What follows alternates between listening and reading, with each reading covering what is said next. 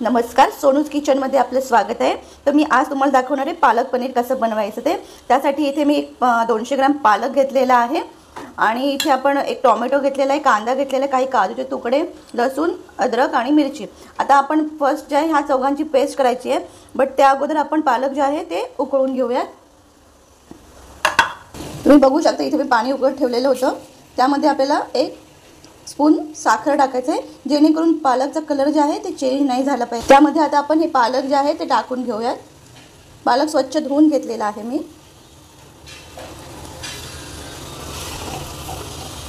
पूर्ण टाकून घेऊया आणि 2 मिनिटं असंच पाणी उकळून देऊयात।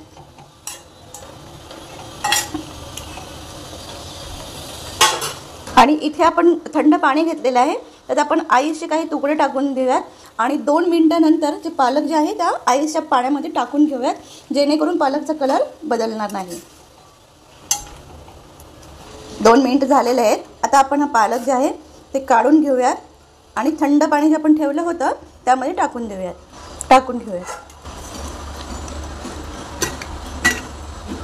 बघा कलर काही चेंज नाही होत। मग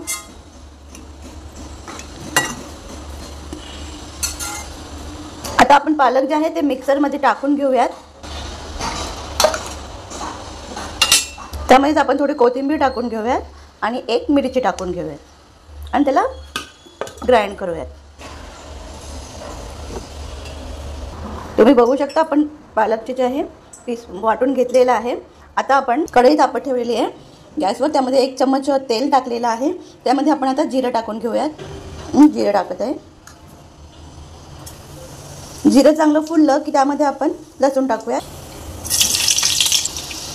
त्यामध्येच आता आपण कांदा टाकून घेऊयात।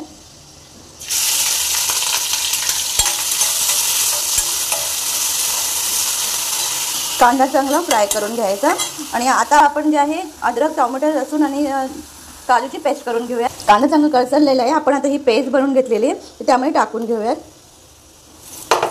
आपण पेस्ट टाकलेली आहे, हलवून घेऊयात।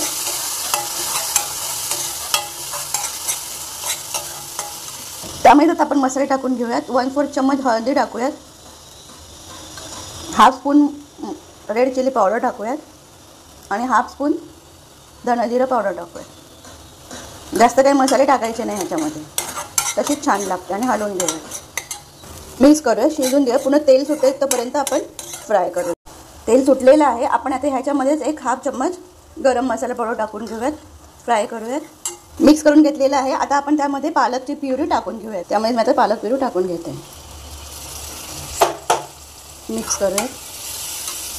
मिक्स करून घेऊयात आणि ह्यामध्ये आपल्याला आता जेवढं पाणी पातळ करायचं तेवढं पाणी टाकून घेऊयात।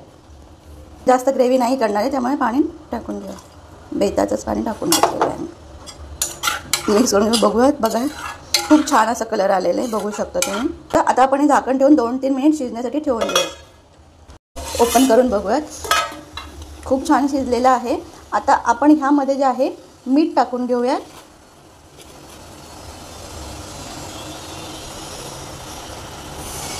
हलवून घेऊयात। मध्ये आपण पनीरचे क्यूब टाकूयात। मी जे पनीर जे आहे असेच टाकणार आहे, त्याला फ्राय नाही केले, मला फ्राय नाही आवडत। तुम्हाला हवं तुम्ही फ्राय करून टाकू शकता। मी असेच क्यूब ह्यामध्ये टाकून घेणार आहे। पनीर टाकलेलं आहे, आपण आता हलवून घेऊयात। आपण पूर्ण पनीर टाकून घेतलेलं आहे। आता आपण हलवून त्यावरती परत 1-3-4 मिनिटं झाकण ठेवूयात, चेक करूयात। खूप छान अशी पालक पनीर आपली रेडी झालेली आहे, तुम्ही बघू शकता। अशा प्रकारे आपली पालक पनीर जे आहे ते रेडी झालेली आहे, खूप छान झालेली आहे। तुम्ही माझ्या पहिले नक्की ट्राय करा। तुम्हाला रेसिपी आवडली असेल तर माझ्या चॅनलला लाईक, शेअर, सबस्क्राईब करा। माझ्या चॅनलचं नाव आहे सोनूज किचन।